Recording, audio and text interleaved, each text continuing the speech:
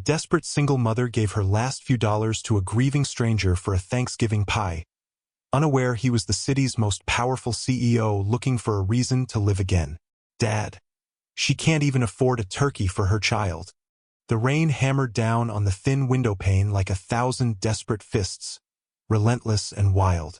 Alara pulled the threadbare blanket tighter around her son's small, trembling shoulders, the worn fabric a fragile shield against the biting cold that seemed to seep through the very walls of their tiny apartment.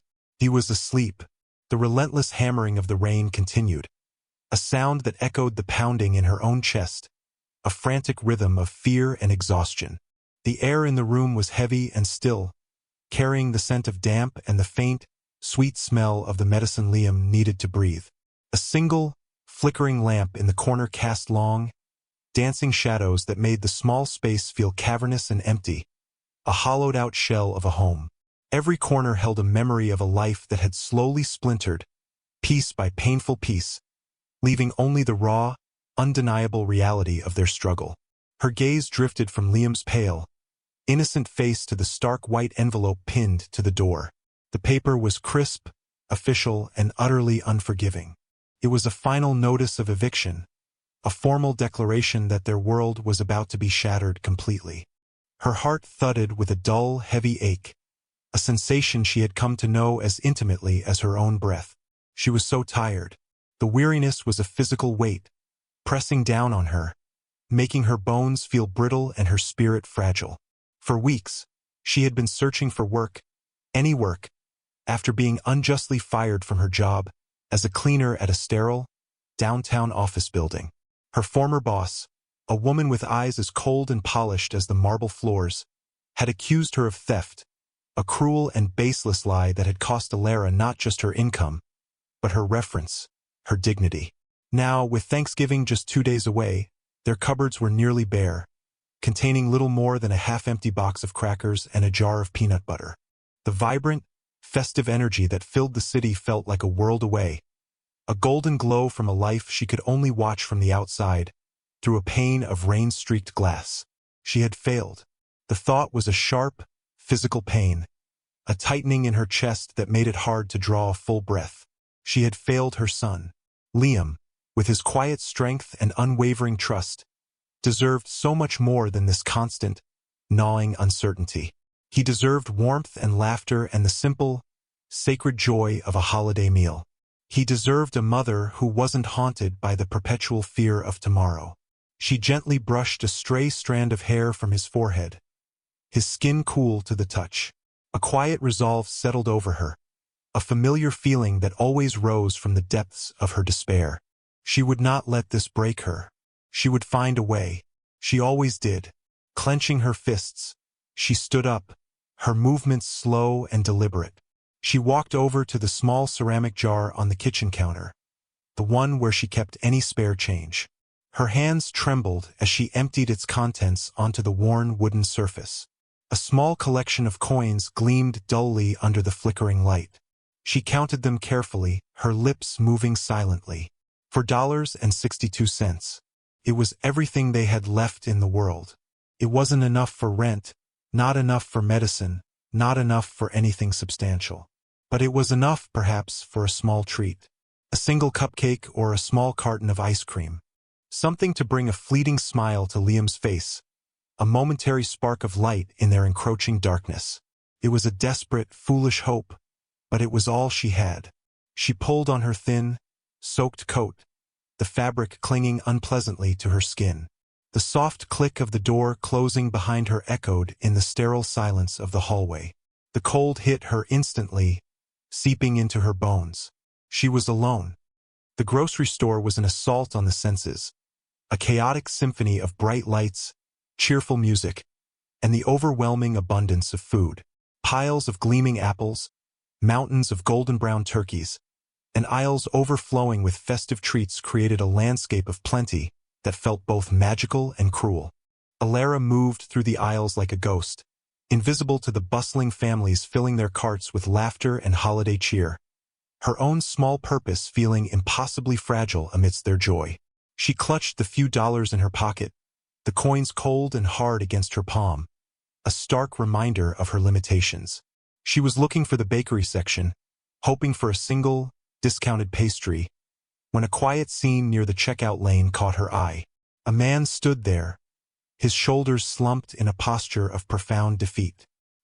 He was older, with a gaunt, weary face and eyes that seemed hollowed out by some unspoken grief. His coat, though made of fine wool, was rumpled and uncared for, and he clutched a small, sad-looking pumpkin pie in one trembling hand. The cashier, a young woman with an impatient expression, spoke in a voice that was loud enough to cut through the surrounding noise. "Sir, I'm sorry. The card has been declined again." The man winced, a flicker of raw humiliation crossing his features before his expression settled back into a mask of weary resignation. He fumbled in his pockets, his movements clumsy, and a worn leather wallet slipped from his grasp, falling to the polished floor with a soft thud. A single, faded photograph fluttered out, landing face up near Ilara's feet. He didn't seem to notice. He was too consumed by his own quiet desperation, his gaze fixed on the pie he could not afford. Ilara felt a pang of recognition, a kinship with this stranger's silent suffering. She bent down and picked up the photograph. It showed a young boy, no older than Liam, with a bright, infectious smile and eyes full of life. It was a picture that radiated pure, innocent joy, a memory, sacred and tender. A sob caught in her throat. She understood. She knew the fierce, protective love that a picture like that represented. She knew what it was to hold onto a memory as if it were life itself. A moment of internal hesitation seized her. The $4.62 in her pocket was Liam's treat. It was the one small thing she could give him, a tiny flicker of normalcy in their shattered world. Giving it away felt like a betrayal, another failure piled upon the rest. But then she looked from the photograph in her hand to the man's haunted eyes, and the hesitation vanished, replaced by an unwavering certainty. His need, in that moment, felt more profound than her own. His was a poverty of the soul, a loneliness so deep it seemed to radiate from him like a physical cold. She walked forward, her step steady and sure. "Excuse me," she said, her voice quiet but clear. The man turned, his eyes unfocused, as if seeing her from a great distance. She held out the photograph. "I think this is yours," he gasped, a sharp intake of breath, and his hands, no longer trembling, reached for the picture with a reverence that was heartbreaking to witness. He clutched it to his chest, his eyes closing for a brief second. A single tear traced a path down his pale cheek. He had forgotten everything else. The cashier was tapping her fingers impatiently. "Sir? The pie." Without another thought, Ilara turned to the cashier and placed her small handful of coins on the counter.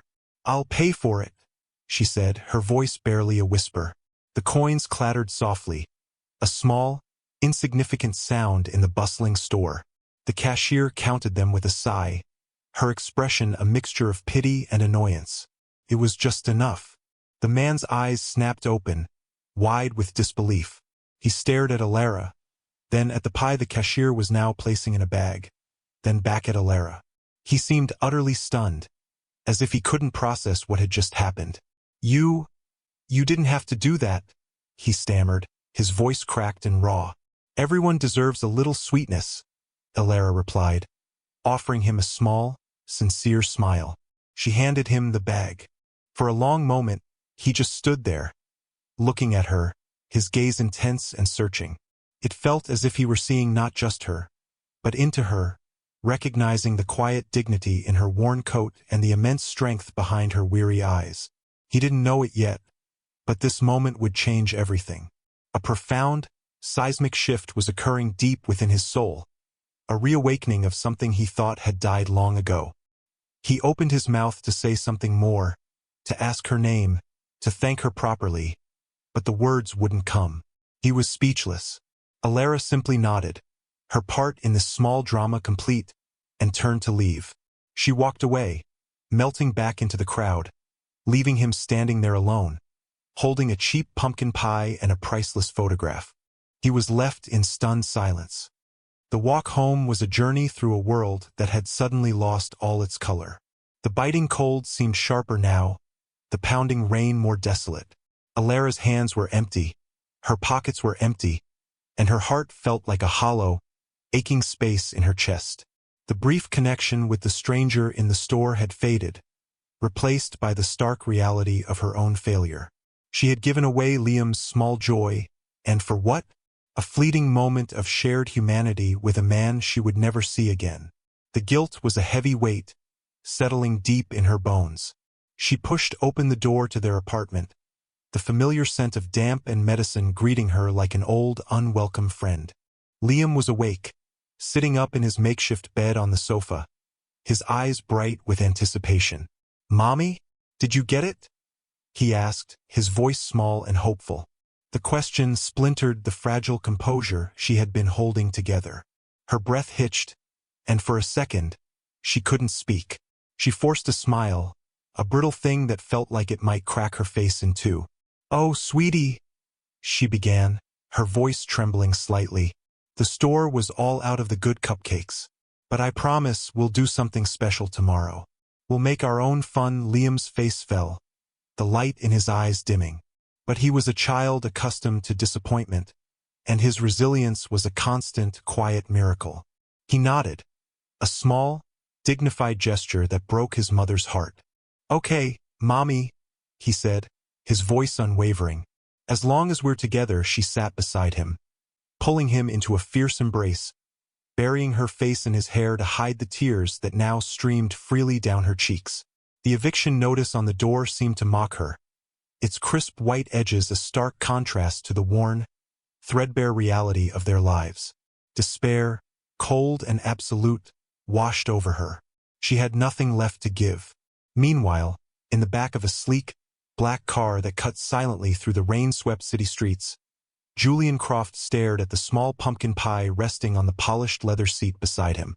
The photograph of his son, Daniel, was clutched in his hand, the worn paper a sacred link to a past filled with golden light and laughter.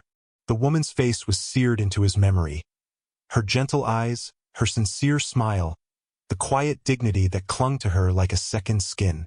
She had paid for his pie with a handful of coins. Her last coins, he was certain of it.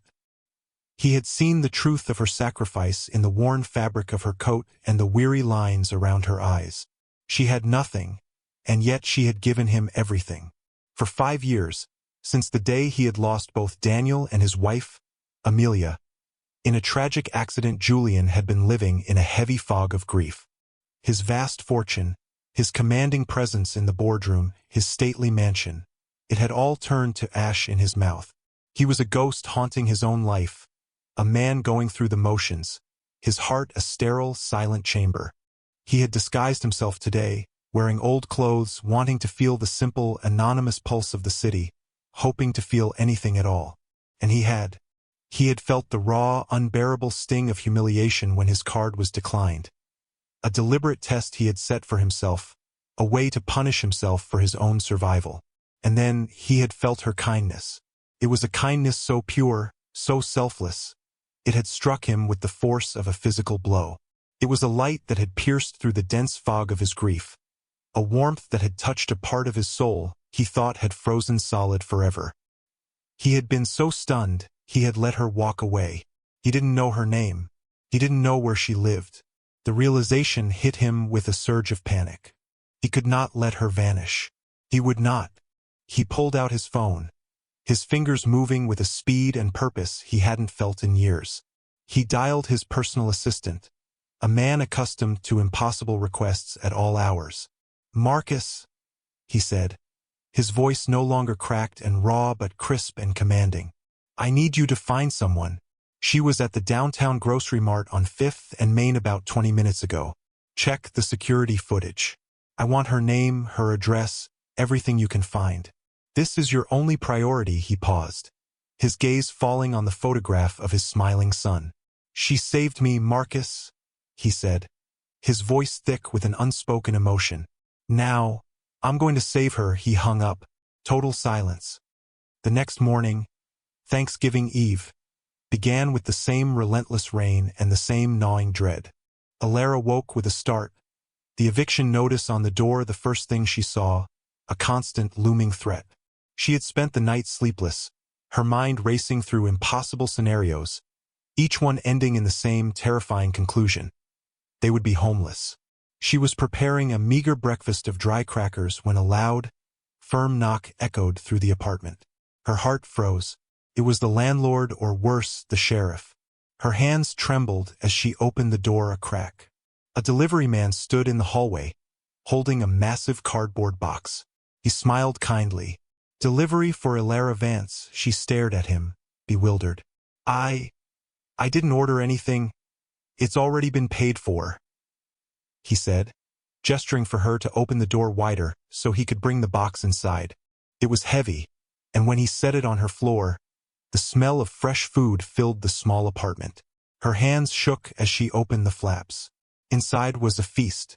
A large, beautiful turkey, bags of potatoes and fresh vegetables, stuffing mix, cranberry sauce, 2 pumpkin pies, and a carton of Liam's favorite ice cream. Tucked inside was a small, plain white envelope. She opened it with trembling fingers. The note inside was typed in simple, clean font. It read, "A pure heart deserves a happy Thanksgiving. From a friend." A sob escaped her lips, a raw, cathartic sound of disbelief and overwhelming gratitude. Tears streamed down her face as she looked at the bounty before her. It was a miracle, a complete, unbelievable miracle. Liam, drawn by the commotion, peeked out from the living room, his eyes growing wide. "Mommy, is that for us?" "Yes, sweetie," she whispered, her voice choked with emotion. "It's all for us." She had no idea where it had come from. A church charity, perhaps? A secret Santa program she hadn't known about? The source didn't matter. What mattered was the feeling that washed over her. A profound sense of being seen, of not being entirely alone in her struggle.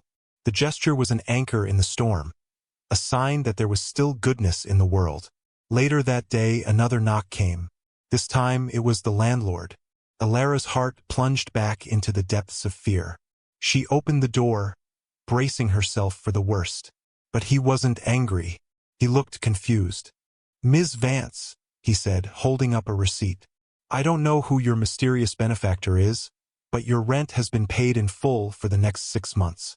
The payment came through from an anonymous wire transfer this morning." Elara gasped, her hand flying to her mouth. She was speechless. The landlord shrugged, handed her the receipt, and walked away, leaving her standing in the doorway, stunned into silence. The day continued in this surreal fashion. When she went to the pharmacy to pick up a refill of Liam's asthma medication, a prescription she had no way of paying for, the pharmacist informed her that an anonymous donor had set up a fund to cover all of Liam's medical expenses for the next year. Each act of kindness was a wave of relief so powerful it almost brought her to her knees. The weight that had been crushing her for so long was lifting, piece by piece. She felt as though she could finally breathe again. Across the city, in his cavernous, sterile office overlooking the rain-swept skyline, Julian Croft watched the reports from his private investigator come in. He saw the photo of Elara's tear-streaked, joyous face as she accepted the box of groceries. He read the transcript of her conversation with the landlord. He saw the pharmacist's report of her stunned gratitude. A warmth spread through his chest, a feeling he hadn't experienced in years. It was a sense of purpose, of connection. He wasn't just observing, he was acting. He was using his immense wealth not for power or prestige, but as a tool for quiet, targeted salvation. He had found her name, Elara Vance, and he had learned of her plight, her unjust firing, her son's illness, her desperate financial situation. Every detail of her suffering only amplified the magnitude of her selfless act in the grocery store. She had given him her last $4.62 while facing eviction and hunger. The purity of it was staggering. It was a light so bright it cast his own life, with its empty, polished surfaces and deep shadows of grief, into stark relief. She had reawakened his heart. Now he felt a fierce, protective instinct towards her and her son. He would ensure they never suffered again. But he wasn't ready to reveal himself. Not yet. To her, he was still the gaunt, heartbroken stranger from the grocery store. He wanted to meet her again on equal footing as just a man. He wanted to know the woman who had saved him before he irrevocably changed her life by showing her who he really was. He had a plan. He was going to find her. A few days later, the rain finally gave way to a soft, golden glow that bathed the city in an amber hue. The air was crisp and clean. Alara, feeling lighter than she had in years, took Liam to a small park near their apartment. The anonymous acts of kindness had continued. A new, warm winter coat for her, a box of art supplies for Liam, and while the mystery of her benefactor was unsettling, the security it provided was undeniable. She felt a cautious, fragile hope beginning to bloom in her chest. Liam was laughing, his cheeks rosy as he chased pigeons near a large oak tree. Alara watched him, a sincere smile on her face, when a familiar figure approached. It was the man from the grocery store.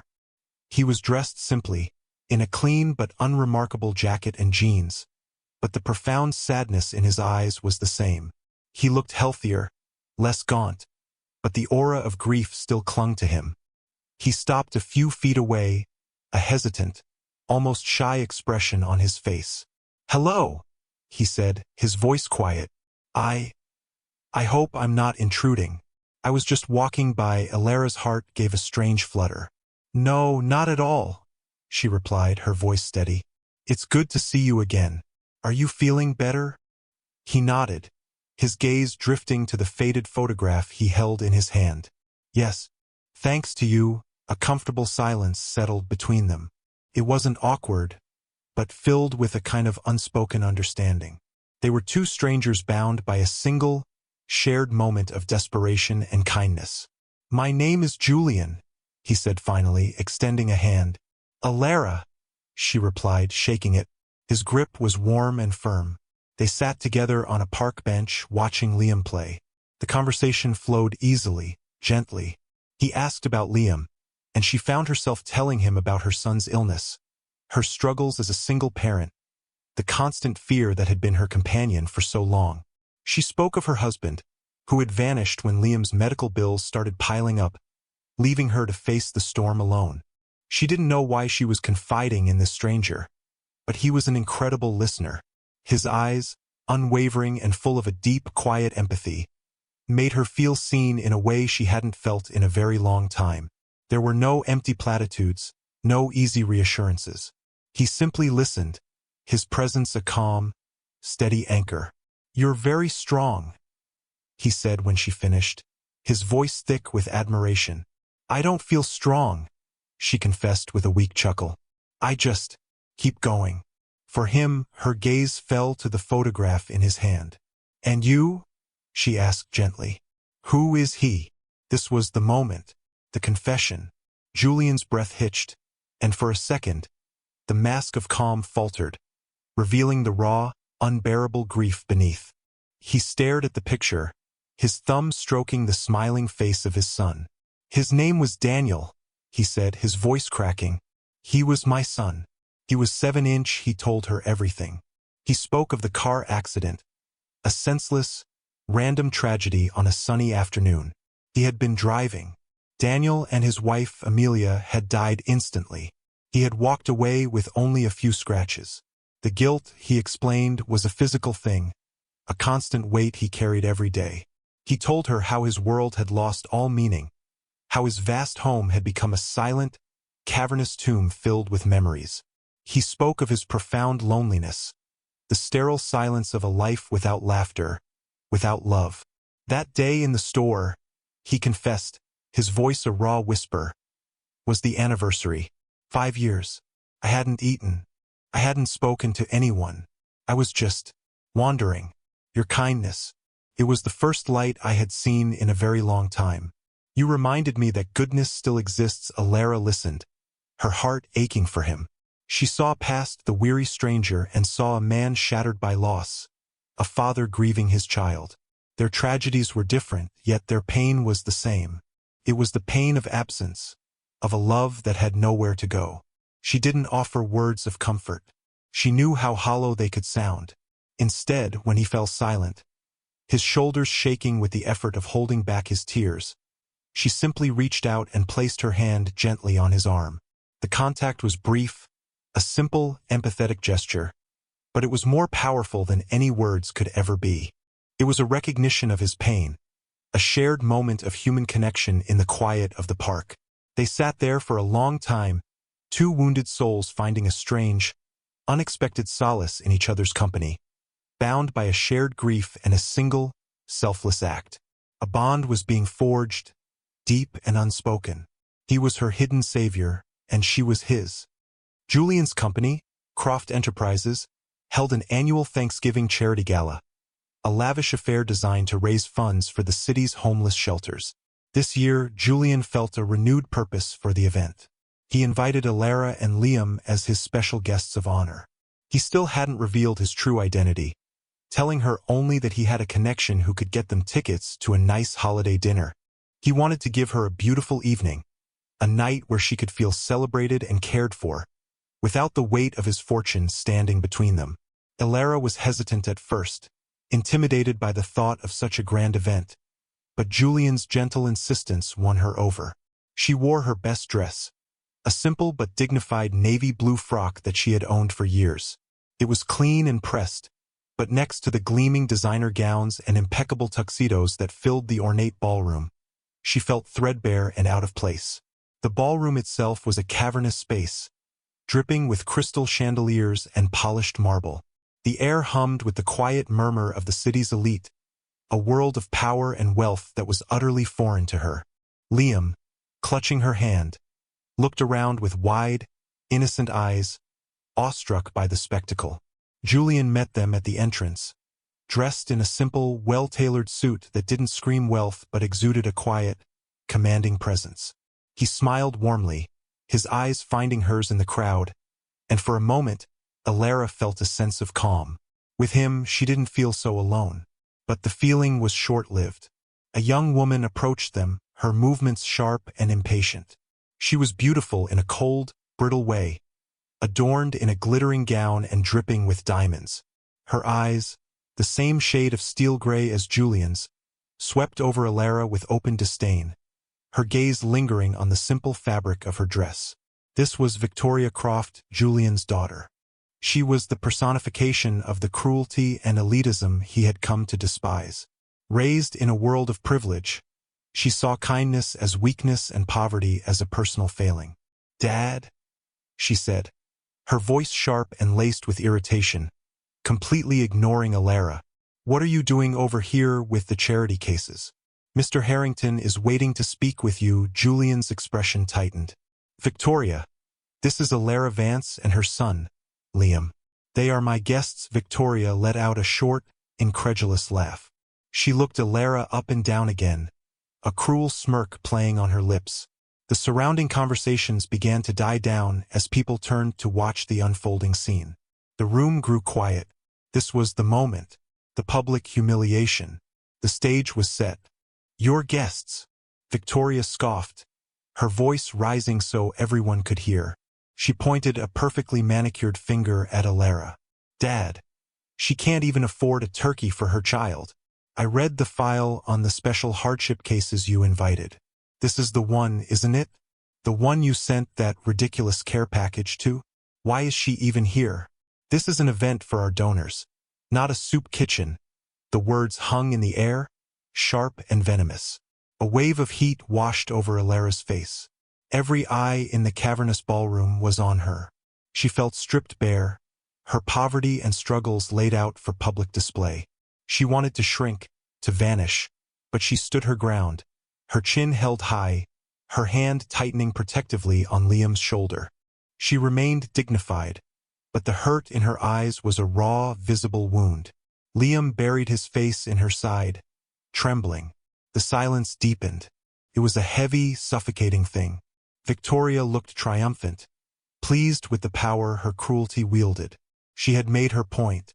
This woman did not belong. But then Julian moved. He stepped forward, placing himself between Victoria and Alara. His posture shifted, his entire demeanor changing in an instant. The quiet, grieving man vanished, replaced by a figure of immense power and unwavering authority. He was no longer just Julian, he was Julian Croft, the CEO. The transformation was so sudden, so complete, it sent a ripple of shock through the assembled crowd. He was calm but powerful. His voice, when he spoke, was not loud, but it echoed through the sterile silence with absolute command, each word landing with the weight of polished marble. He froze. Julian's gaze, cold and unflinching, was fixed on his daughter. The room was so quiet you could hear the soft click of a champagne glass being set down on a distant table. The air was thick with tension, every person in the ornate ballroom holding their breath, their attention utterly captivated by the drama unfolding before them. Victoria faltered under his stare, her cruel smirk wavering. She had never seen her father look at her this way, with such profound disappointment and icy resolve. "My guests are here," Julian began, his voice a low, commanding rumble that resonated with an authority no one in that room dared to challenge. "Because they represent the very reason we are all gathered tonight. They represent the spirit of giving, a spirit which you, Victoria, clearly know nothing about." He turned his back on his daughter, a gesture of dismissal so complete it was more devastating than any shout, and faced the stunned audience. He then looked at Alara, and his expression softened. His eyes filled with a tenderness and admiration that was as public as Victoria's scorn had been. "This woman," he announced, his voice ringing with conviction, "is Alara Vance. And while it is true that 2 weeks ago she could not afford a Thanksgiving turkey, it is because she used the last $4.62 she had in the world to buy a pie for a complete stranger." A collective gasp went through the crowd. Julian continued, his voice painting a vivid picture of the scene in the grocery store. "That stranger was me," he said, the revelation landing with seismic force. "I was disguised in old clothes, feeling more broken and alone than I have ever felt in my life. This woman, who was facing eviction, who had a sick child to care for, who had every reason to keep what little she had for herself, saw a man in pain and performed an act of selfless, unconditional kindness. She asked for nothing in return. She expected nothing. She simply gave." He paused, letting the weight of his words sink in. In that single moment, Alara Vance showed more character, more grace, and more humanity than I have witnessed in this city's boardrooms and ballrooms in over a decade. She reminded me what it means to be human. She reminded me why this foundation, why any of this, he gestured around the opulent room, even matters. He then turned his commanding gaze back to his daughter, who had grown pale, her eyes wide with shock and dawning horror. "You see wealth and status as a measure of a person's worth, Victoria. You are wrong. True worth is measured in compassion. It is measured in the quiet dignity with which one faces hardship. By that measure, Alara Vance is the wealthiest person in this room." The reversal of power was absolute. The room, which had moments before been a stage for Alara's humiliation, was now a courtroom where Victoria stood condemned by her own cruelty. The whispers that started were not of pity for Alara, but of shock and disapproval for the CEO's daughter. Julian wasn't finished. "As of this moment, Victoria, you are removed from the board of the Croft Foundation. Your position, and the generous salary that comes with it, will be given to someone who understands its true mission." He looked directly at a stunned and trembling Alara. "Alara Vance, I am offering you the position of Executive Director of the Croft Charitable Foundation. You will have a substantial salary, a company car, a new home, and a budget of $10 million a year to help people just like you. Your only job will be to find and reward the quiet, unsung heroes of this city." Alara gasped, her hand flying to her mouth as tears welled in her eyes. It was too much. The man from the park, the kind, grieving soul she had connected with, was Julian Croft, the CEO, her mysterious benefactor. The pieces clicked into place with a dizzying, overwhelming clarity. He had done it all. The groceries, the rent, the medicine. It was him. He had been her hidden savior all along. He stepped closer to her, his voice dropping to a more personal, tender tone, meant only for her but overheard by all. "I know this is a lot to take in," he said gently, "but I have never been more certain of anything in my life. You are the most remarkable person I have ever met, Alara." He then did something that shocked everyone even more than his revelations. He reached out and took her hand, his thumb gently stroking her knuckles. "And my feelings for you extend far beyond gratitude and admiration." The romantic declaration hung in the air, a final, stunning blow to the established order. He was not just offering her a job, he was offering her his heart. Victoria stared, speechless and shattered. The crowd was silent, witnessing a real-life fairy tale unfold. Alara looked from Julian's sincere, unwavering eyes to her son, Liam, who was now smiling up at her, his fear gone, replaced by pure joy. In that moment, all the years of struggle, of loneliness, of quiet desperation, vanished. They were replaced by a hope so bright and powerful it felt like the sun rising after a long, dark night. She was safe. 1 year later, the late afternoon sun cast a golden glow through the large kitchen window, illuminating the scene with a warm, amber hue. The air was filled with the rich, delicious scents of roasting turkey, cinnamon, and pumpkin spice. Laughter echoed off the high ceilings, a sound that had become the constant, beautiful soundtrack of their new life. Alara stood at the polished marble countertop, her hands covered in flour, a contented smile playing on her lips. She was no longer the worn, haunted woman from a year ago. Her eyes, once filled with weary desperation, now glistened with happiness and a profound sense of peace.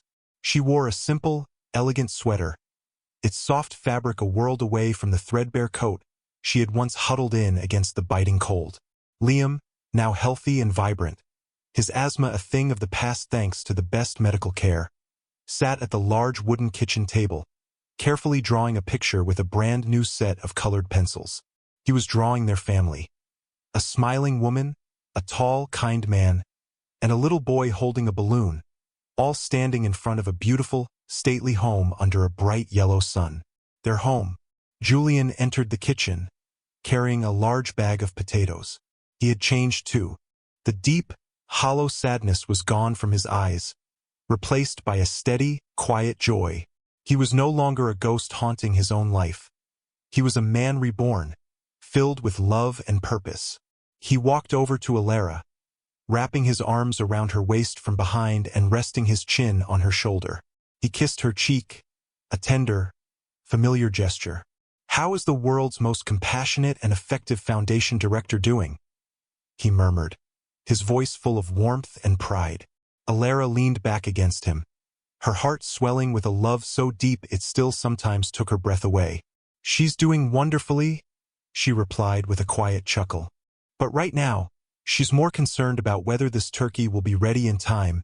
In her role as executive director, Alara had transformed the Croft Foundation. She had a unique, innate understanding of true need. She didn't just write checks to large organizations. She sought out individuals, the people falling through the cracks, performing small, anonymous miracles just as Julian had once done for her. She had created a network of kindness that was changing the city, one selfless act at a time. Today was Thanksgiving, and their home was a hub of joyful activity. They weren't just cooking for themselves. They were preparing a massive feast for the downtown community shelter, the very same one Alara had once feared she and Liam might end up in. Later, they would go there to serve the meal themselves, a tradition they had started together. Julian looked over her shoulder at Liam's drawing.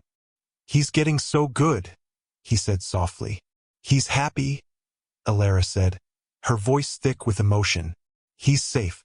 That's all I ever wanted." Julian turned her around to face him, his hands gently cupping her face. His gaze was intense, filled with an unwavering love that made her feel like the only person in the world. "You gave me that too," he said, his voice raw with sincerity. "You and Liam, you gave me my life back. You showed me how to live again, how to love again. Every day with you is a gift." He leaned in and kissed her, a deep, cathartic kiss filled with all the unspoken gratitude and profound love that had grown between them. It was a kiss that sealed the past and promised a beautiful future. The suffering was over. The hardship had been replaced by security, the despair by hope, the loneliness by a love that was pure and undeniable. They were a family, forged not by blood, but by a shared history of grief and a single miraculous act of kindness in a grocery store. They had saved each other. Their happily ever after was real. It was perfect. This story is a testament to the profound and often unseen power of a single, selfless act. It reminds us that behind every stranger's face is a story of joy, of pain, of unspoken grief, or of desperate need. Alara, in her moment of deepest hardship, chose compassion over self-preservation. She saw a fellow human being suffering and offered what little she had, not for reward or recognition, but from a place of pure, sincere empathy. That small act of kindness became a catalyst for miracles. A tiny pebble dropped into a still pond that created a ripple effect of salvation, healing, and love, ultimately transforming not only her own life but the life of the man she saved. Her story shows us that true wealth is not measured in dollars, but in the capacity of our hearts to give. If this story touched your heart, it's because it speaks to a universal truth we all recognize. That in a world that can often feel cold and transactional, the currency of kindness is priceless. It is a light that can pierce through the deepest darkness, a warmth that can thaw the most frozen of hearts, and a force powerful enough to rewrite destinies. We all have the capacity to be an Alara or a Julian in someone else's life, to either offer a small, life-altering gift or to receive one with a grateful and open heart. For more soul-stirring stories that celebrate the incredible power of love and compassion, please like, share, and subscribe to Soulful Love Tales. Your support allows us to continue bringing you these heartwarming and inspiring narratives. We'll see you in the next one.